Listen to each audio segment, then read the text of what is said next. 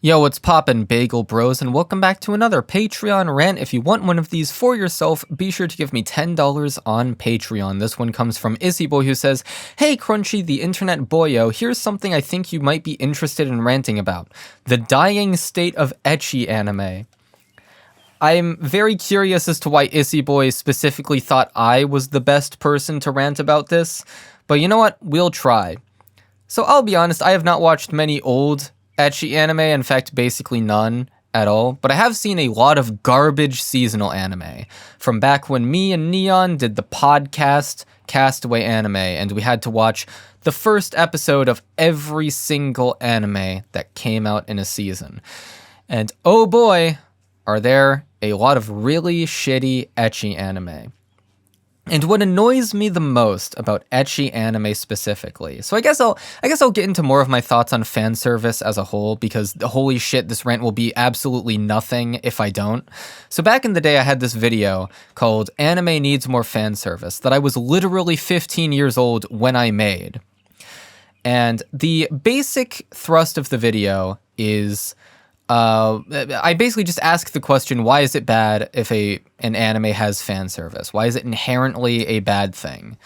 The video was awful, not even because I necessarily disagree with its mission statement, but just because it is like, it's not even poorly articulated, it's just not articulated at all. I did not articulate anything.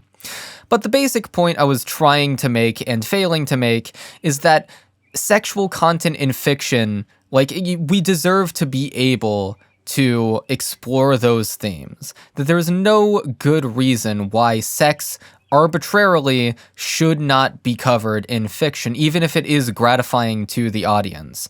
There are many shows that have fiction. There are many shows that have sex used tastefully, like Chainsaw Man and Dandadan. These are like literally, well, Dandadan has some less tasteful moments, I'll admit. That's probably not the best example on the whole, but still, but Dandadan, like, it's part of the plot that it has, like, sexuality. It's about teenagers and their emotions, and yes, their lust. And that is, like, fine to cover in a fictitious context. I see no reason why it wouldn't be.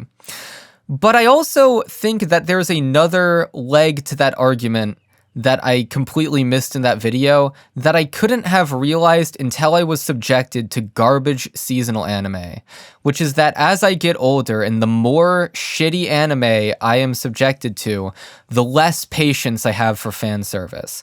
Because a lot of shows really do use fan service as a crutch, where the show is god-awful and terrible, and nobody would watch it were it not for the fact that occasionally it flashes a boob. And it is like it's just distasteful. I just see it and I'm, like, immediately disengaged. Like, unless you have a really good reason or you're really, really good outside of it, it does make me hate shows more when they have fan service on average.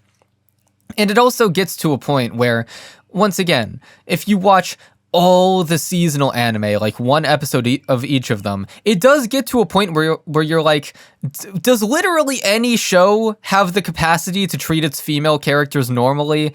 Does any of them? Like, it's not a problem when any individual show has sexual content in it, but I think it's a problem when literally all of them do. And it gets obnoxious and annoying, and, like, it feels like sex shouldn't be in literally every anime, but that it is arbitrarily shoehorned into every single one, even when ill-fitting. Yeah, I'm not sure what this has to do with the dying state of ecchi anime. I just think seasonal anime is garbage. That's about it. See ya.